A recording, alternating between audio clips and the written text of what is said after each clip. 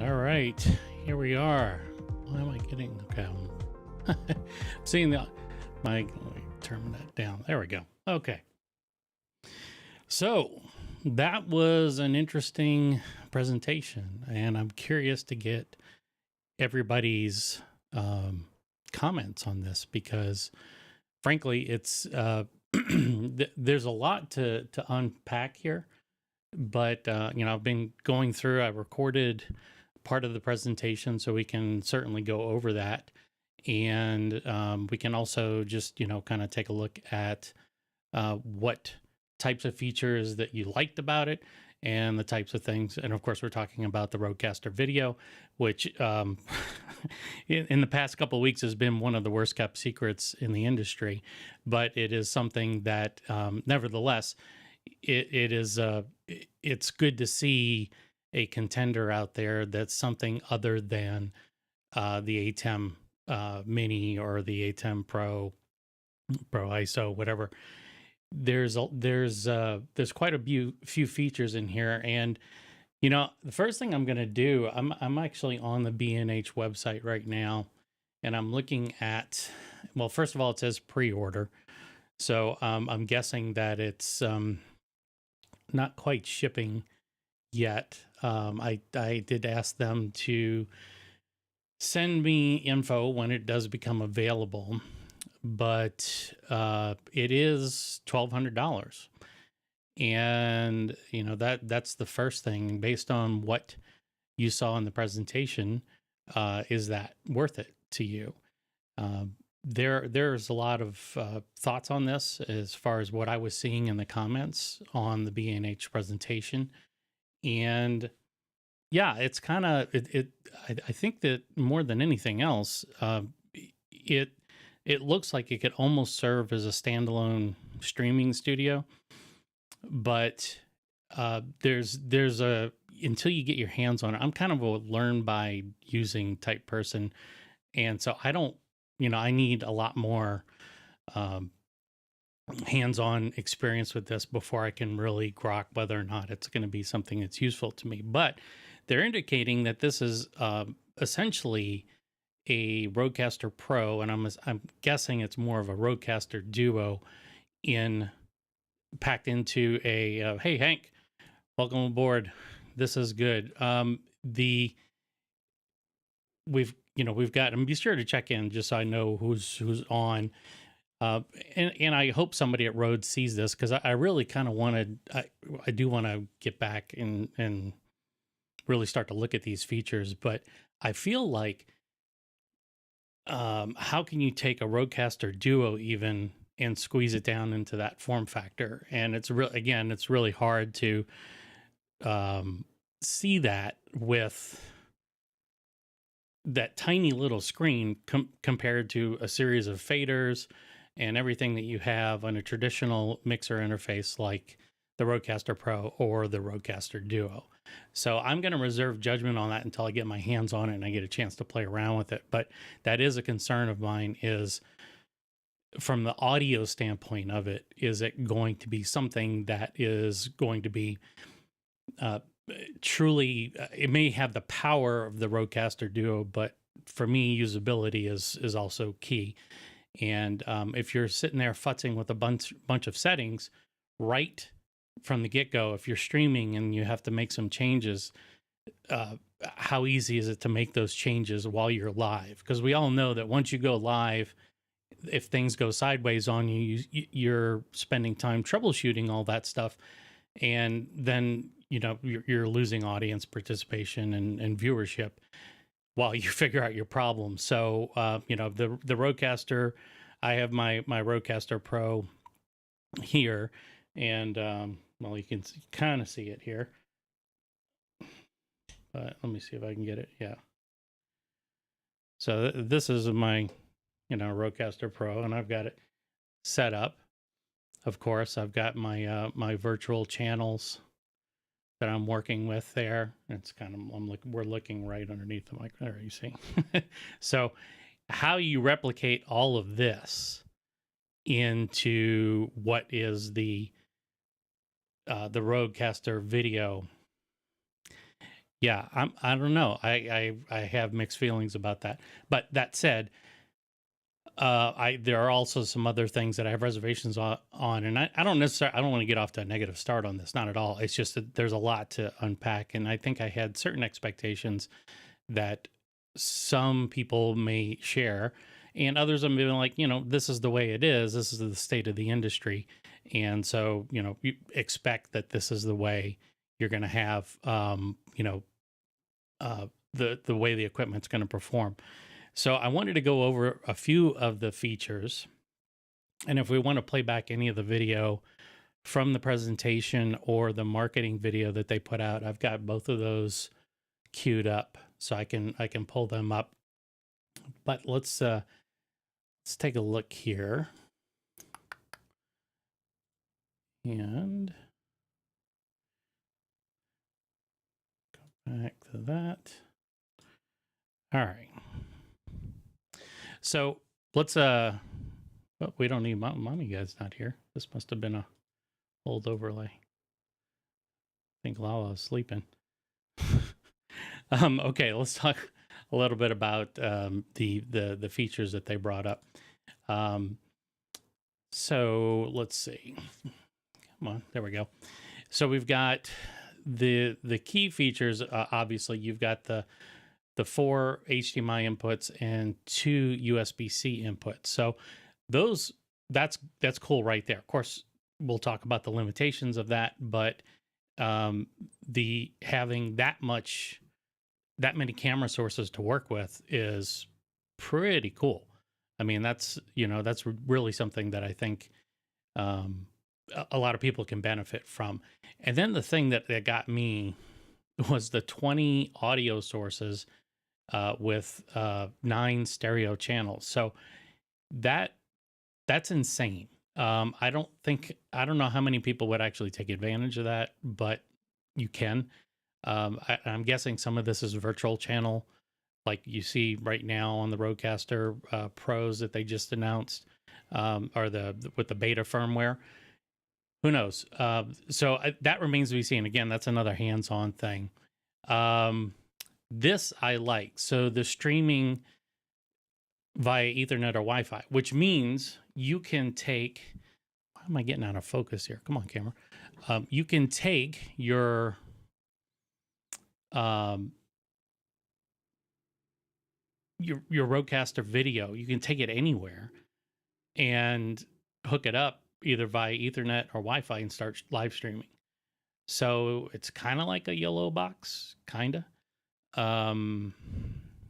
But again, I don't have enough experience with yellow to know how these two compete. I'm guessing that yellow has some additional capabilities that maybe the Rodecaster video doesn't have. I will say this much, though.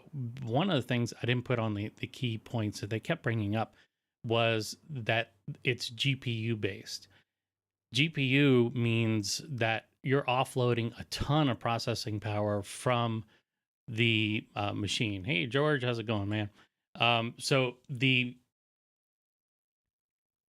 you think about like the Cam Link, and the Cam Link is, it's offloading a portion of the processing for your video stream onto the Cam Link. It's essentially digitizing your HDMI signal into something that you're into the USB-C format, basically putting it. So then what does it mean when you have everything GPU based? Well, obviously it's all of that video processing is essentially offloaded. I mean, you have a single USB-C cable that's going from the Rodecaster video to your computer. So multiple sources, everything coming into one location. And hey, no problem, man. Good to see you on here. There's something to be said for having all that stuff offloaded. Kind of like you're offloading the audio processing for using the Rodecaster. You're doing the same thing when you're doing this videocaster, a Rodecaster video. So that means that theoretically, especially when it comes to ISO recording. That's a big one. That's freaking huge, because you can now record all of your sources onto an SD card, and that's all done. So, if I'm doing the problem is this, if you're using Zoom or you're using interview mode in Ecamm, there's no way to really intercept those signals. Those are coming in over the internet, right? And so you can't really pull that into the Rodecaster video and then record those as ISOs on the Rodecaster video, right? You have to still record it on your Mac's hard drive, which it kind of comes down to, is it really going to make a difference at the end of the day? I mean, how many of us are running with, in our own studios, how many of us are running with multiple camera angles? More than, say, 2, possibly 3, right? For a larger video production, I could see this being useful. But for us, especially if we're doing interviews via Zoom or via interview mode in Ecamm, the ISO recording is maybe not going to be as big of a deal. But if you're trying to record multiple sources and then bring those in for like you're going to do a mix down inside Final Cut or Resolve or Premiere or whatever, I could definitely see that being useful. But it's going to have limited utility for Ecamm users in that respect. But being able to stream means that you will be able to essentially take this thing anywhere with you. Let me give you an example of where I could see this coming in handy.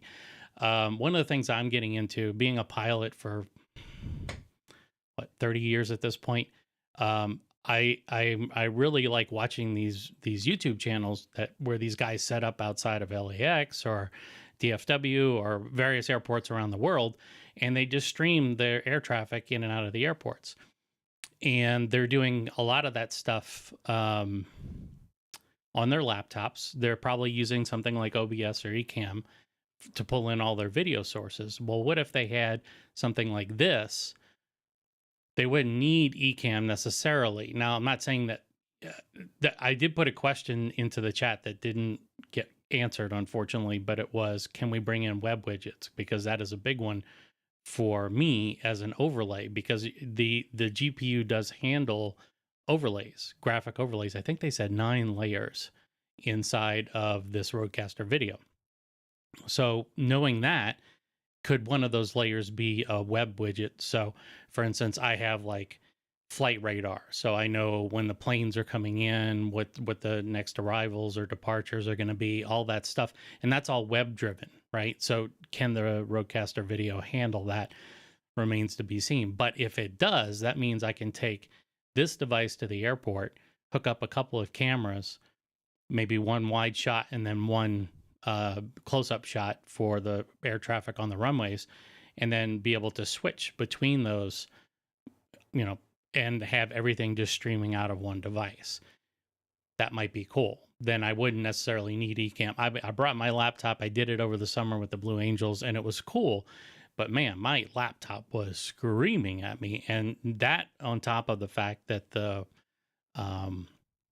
cellular data at the airport at Boeing Field it couldn't handle over 1080. So in this case, having a Rodecaster video might have made sense. Now, is it worth $1,200 to go to the airport and do live streams? No, not yet, at least. I mean, if it's a business, and a lot of these guys do make some good money, but they sit there for 6 hours, sometimes 8 hours, all day long, streaming air traffic. I don't have that kind of stamina in that department, so I don't know if it would be totally useful for me. But having that streaming capability does mean that, yeah, you've got some opportunities there. Now, is the Blue Angels at Boeing Field in Seattle? Okay, let's see. I'm a member of the Civil Air Patrol, so I could get onto the ramp. I could get at ramp level. I didn't have to be behind the fence, which was kind of nice.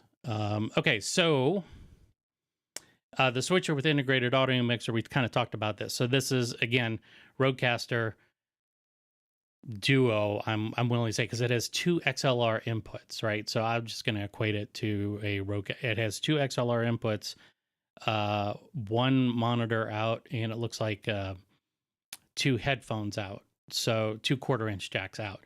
So it's a lot like a Rodecaster Duo.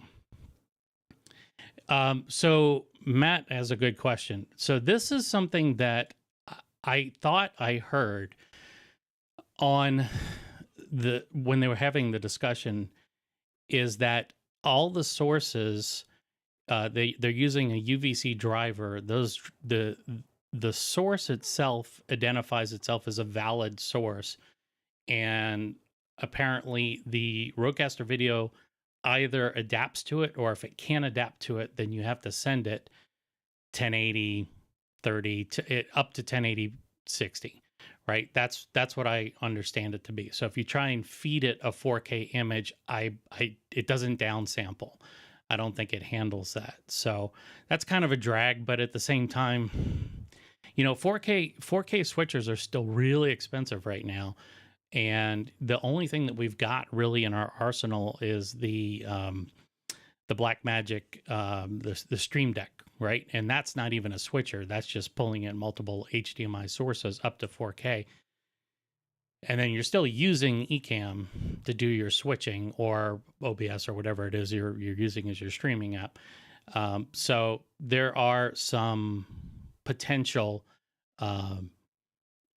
issues with sending it multiple 4K streams. It may just not even work. That remains to be seen. Again, until I have my hands on one, and at $1,200, I don't know if it's going to be a toy necessarily that I want to buy right now. I'd rather have they clearly sent out lots of evaluation units to various people prior to this event today, and I know most of the people that they've been previewing this unit since January. So the likelihood that they're going to send out any more evaluation units remains to be seen. But I saw some people saying, if you need any beta testers, it's like, dude, they've been beta testing this for at least 6, 7, maybe longer months. But publicly, it's been done under embargo until this morning. So yeah, so I'm the same way, Matt. He says, it is steep, and I'm running on an FX30 right now, and that's why I don't see myself getting one of these. I'd rather take the $1,000 it costs to get a not the Stream Deck, but the Blackmagic, the 4K input, the 4K input card with the Sonnet enclosure. Invest that money so that I can pull in multiple 4K streams. It just means your Mac has to handle that stuff, and it's not like the Mac can't handle it, especially if you've got something like a Mac Studio. And who knows? The rumors are with Apple is that they'll be coming out with M4 Mac Studios and M4 Mac Minis in the near future, like as soon as potentially November. And if that's the case, then I don't know. It's like, if you already own a Rodecaster Pro 2, right, or a Rodecaster Duo, and you've already got your video set up, I don't know. I'm on the fence. They would have to wow me. I'd have to get the full on demo and just show me everything and knock my socks off. I just don't see that happening. And yes, it will be interesting to see what Blackmagic does next, because they are they don't like to be messed with. So they're very competitive, and so yeah, that's going to be an interesting one. Let's see what else we got here. Yeah, the ISO recording I talked about. So the independent ISO recording is just insane, but that's why when you have an onboard GPU, it can handle all that stuff for you. So that's going to be very interesting to see how that works out. My biggest problem right now is that on my Mac Mini, if I'm running my stream at 4K, this is one of the channels that I do, just every weekend or every other weekend I do this show down for Louisiana, and we bring in people, and I have one guy coming in and on interview mode, and I've got another guy coming in on Zoom, and I'm trying to record all of those sources at the same time, and I get skipping. And they are going to an external SSD, but the external SSD is at a 40 gigabit per second connection. It's a direct connection into the back of the Mac Mini. I'm not going through a hub or anything like that.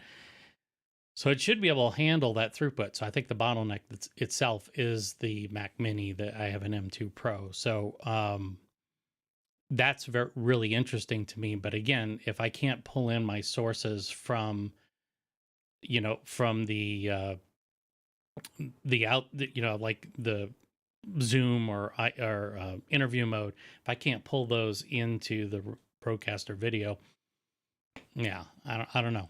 It kind of remains to be seen how useful that's going to be, unless your flow is totally different. Like there's a church that I do live streaming for. They could potentially benefit from something like this, but they only have 2 camera inputs and they're over power of Ethernet. So I don't think that might not work either. So the VoxLab audio processing, I didn't really hear much about this. This was a bullet point, or is a bullet point on the B&H website. I'm guessing that has to do with the way it processes audio for your video signal. I'll have to look more into that, but that was something that they mentioned. If anybody has any info on that, please bring it up in the chat. Let's see. Definitely like to see what Tom's review. Yeah, I'm looking forward to a lot of these reviews. You know what? So here's the thing. This is really easy to get. It's really easy to get just inundated. I'm sure there are a ton of embargoed videos that got released right when this whole thing went live back at 90 minutes ago, and so we're gonna be just completely slammed with quick videos. Here's my experience with it, blah blah blah, and I don't. I like to wait a little bit, because a lot of those videos, they say, well, I wasn't told what to say by RØDE, and that may be true, and I trust RØDE because they're a stand-up company, but you can't, man, you really got to put this thing through the paces to really understand where its strengths are, where its weaknesses are, and I really just don't. I don't think you can do that, especially in an embargoed situation. You can't really exercise the full potential of the device until you can take it out and actually start using it. So, can you connect X32 and RCP2? I don't know. I would hope that they would allow you to connect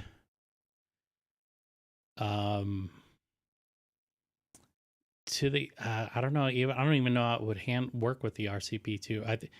I almost feel like they're 2 totally separate devices. I wonder if there is any integration between them, or the X32 for that matter. Again, this one was, they didn't talk about it. They did not really talk. The only thing they kept talking about was the fact that it had the similar audio. They kept saying the Rodecaster Pro is built into the Rodecaster Video. So, and for $1,200, considering that the Rodecaster Pro is what, $799, better be. It's there better be something in there that raises it up $400.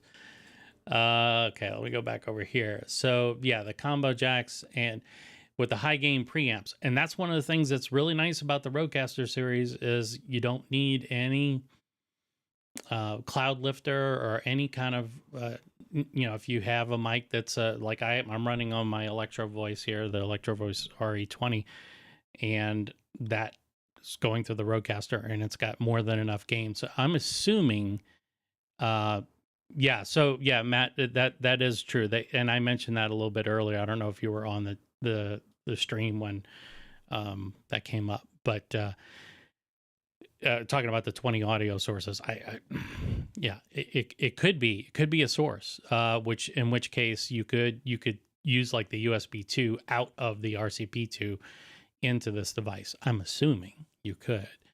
But I think it's supposed to go the other way. I think it's supposed to be like a soundboard for. So I don't know. I don't know what direction it's going to work in.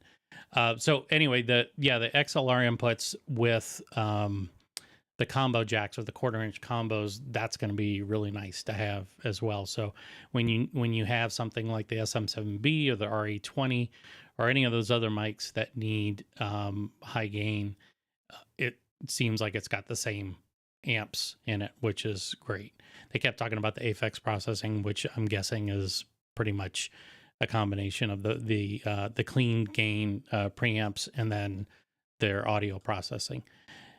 And yeah, so yeah, okay, so mix. So this is what I was mentioning, that so they have 9 mix effects and layers. So that means that you can have multiple layers per video source, and I'm assuming they can be, animations with transparent backgrounds, PNGs, for static stuff.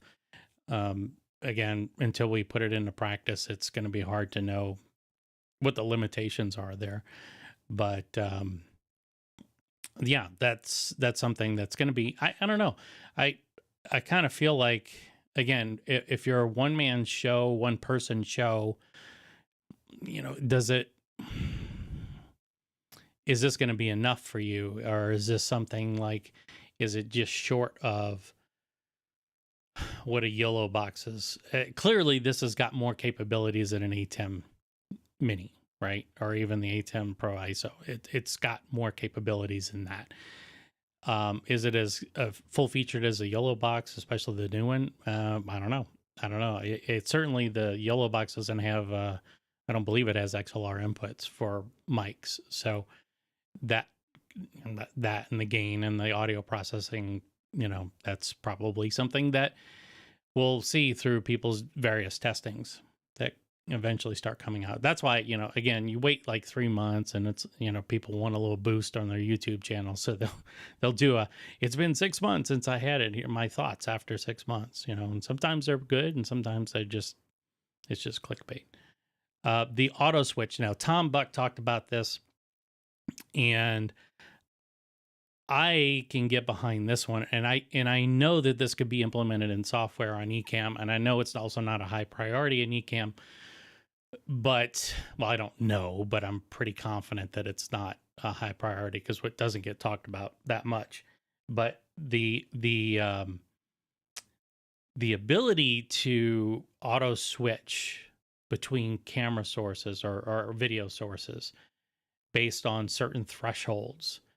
So it's not like, like in Zoom where you've got your current speaker and it'll switch for you automatically. There's not a lot of threshold there.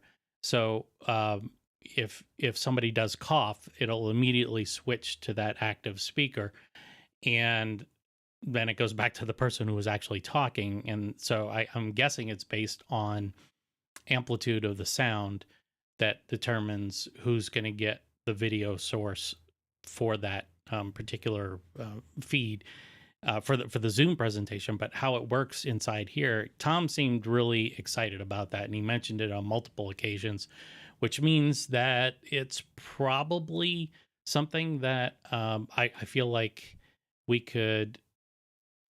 It would be cool to see something like that in the final product inside Ecamm, having something similar where the switcher itself would auto switch. You could set up multiples, and through some sort of threshold and some sort of, it could be like what you have in terms of on your Rodecaster, for instance. You've got your attack and your hold and then release. You could do something very similar to that. If the threshold is exceeded for a certain period of time, then you would make the switch. So coughs and sneezes and inadvertent sounds wouldn't necessarily switch the camera over. So that part seemed pretty cool. I don't know if I got any other stuff. Oh yeah, and so all right, so here's the big one. And I left this for last because I know a lot of people, as soon as they said this, I know a lot of people were bummed out about it. And the fact that it's 1080p. And I personally, for me, and I know I just based on the number of comments that I saw online for this, a lot of people were disappointed that it wasn't 4K. And I understand why that is. I don't know if it's necessarily a deal breaker for a lot of people, but for me personally, if I spent whatever, $2,000, $2,200 on the FX30 so that I could run it 4K, and YouTube handles 4K,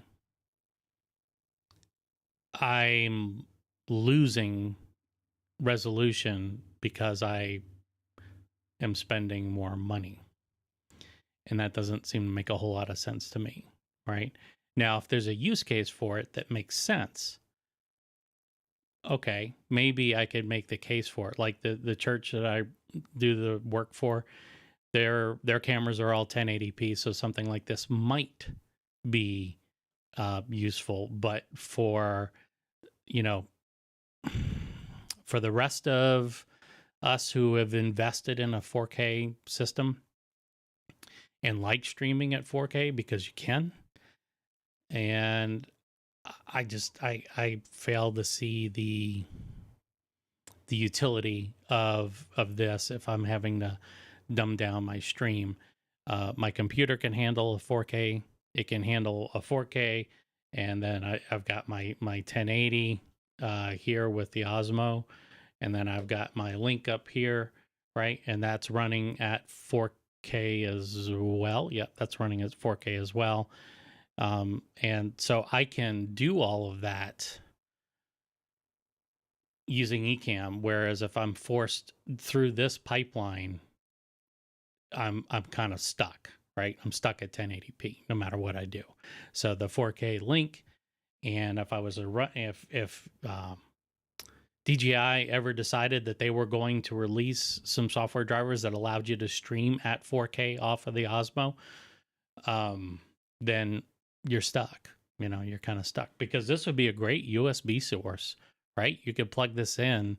It's a UVC device, so the Pocket 3 would be perfect for running through your through this the Videocaster. But if you have a 4K camera, you're going to be, for all intents and purposes, dumbing it down. And the other thing is that I know, for instance, the FX30, I'm not sure if it's like this for most Sony cameras, but I know the FX30 doesn't look as good in 1080 as it does in 4K. So why would I give up resolution, not only resolution, but quality because of that? So yeah, that it, if it was, well, I don't even think it comes down to a cost issue at that point. It's certainly $1,200 for something that I would actually have to reduce the quality of my streams to take advantage of it. Seems like I'm giving up something, but I'm also having to pay more. So, and I'm certainly not going into debt to get one of these. Okay, so Matt brings up a couple of good points here. Let's see here. I got, yes, and that's the thing, right? The Streamer X supports one, and now I'm more inclined to get a Streamer X. Because then I could offload the 4K onto the Streamer X, and then I'm just USBing into the back of the Mac Mini, and then I can toss the cam link, right? If that's the way I'm going to go, I mean, I don't know. I mean, it's $240, and then I can take that Streamer X is so friggin' small, right? You could take that with you wherever you go. And if you got your laptop, you bring the Streamer X. Actually, I might end up doing that. Think about it, because now that I know what they have, yeah, I wonder. I wonder the need. Like, so Matt has another question here. I'm gonna see if I can bring up my link set up here. It says, how am I using the Osmo in my setup? And give me a second here. I'm gonna bring up my link controller here so I can maybe zoom in. There it is.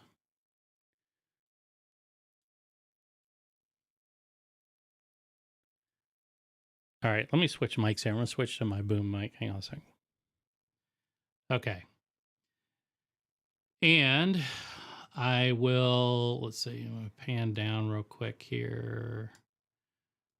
And I'm sorry, I'm doing this off the screen, but I just wanted to show you. So, all right, let me switch over to that view. And you can see here's my Osmo right here, right?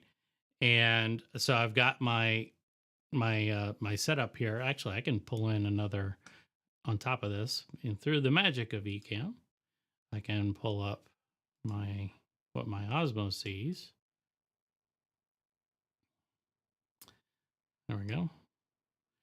Right. So now I've got my, you got your little joystick or joypad on here, and so yeah, you can just sit there and so if I'm wanting to aim it at a specific area, I can do that.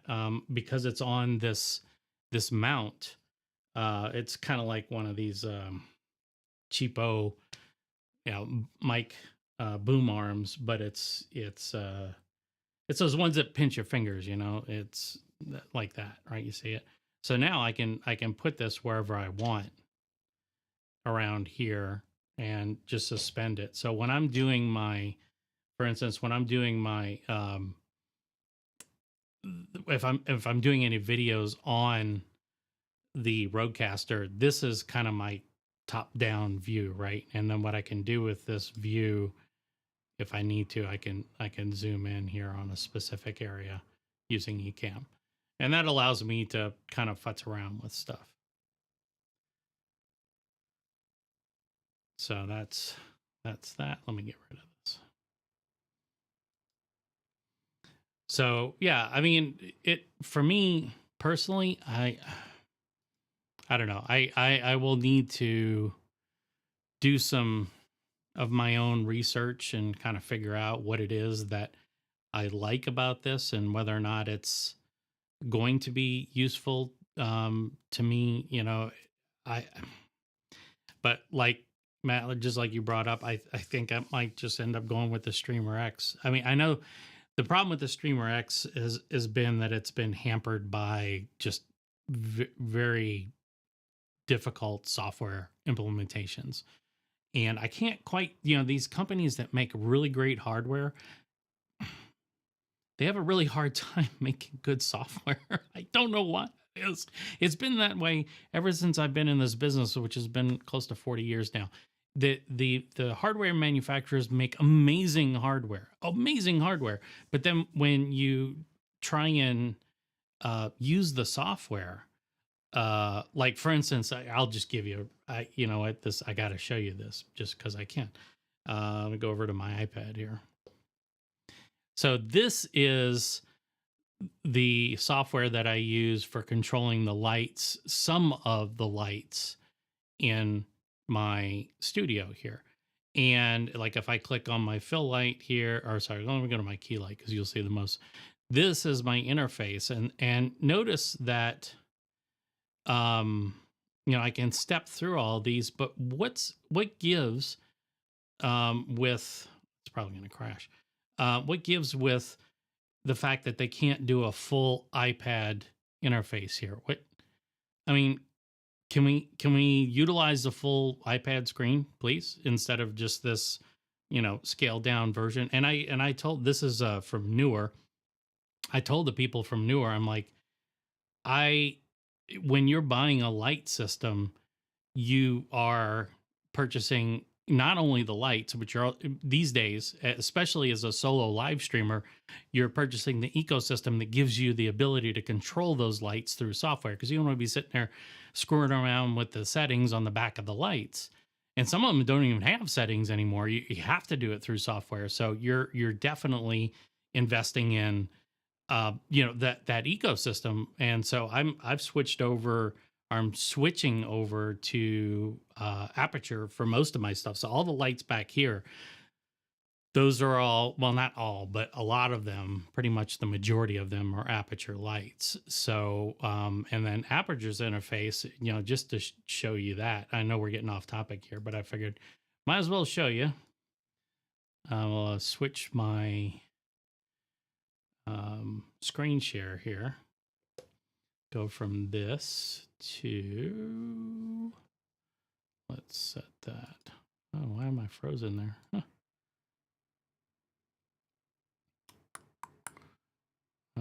Amaran desktop. There we go.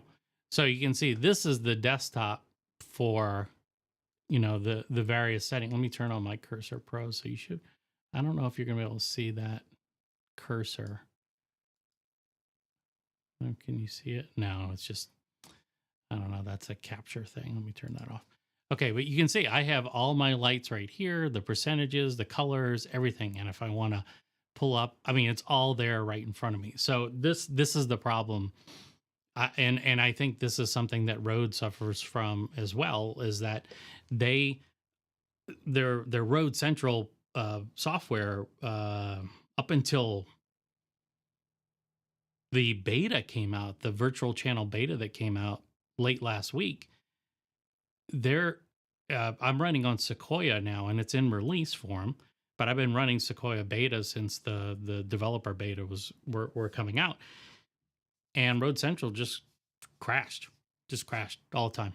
And the new version that you can download, the beta version of Rode Central, does work in Sequoia.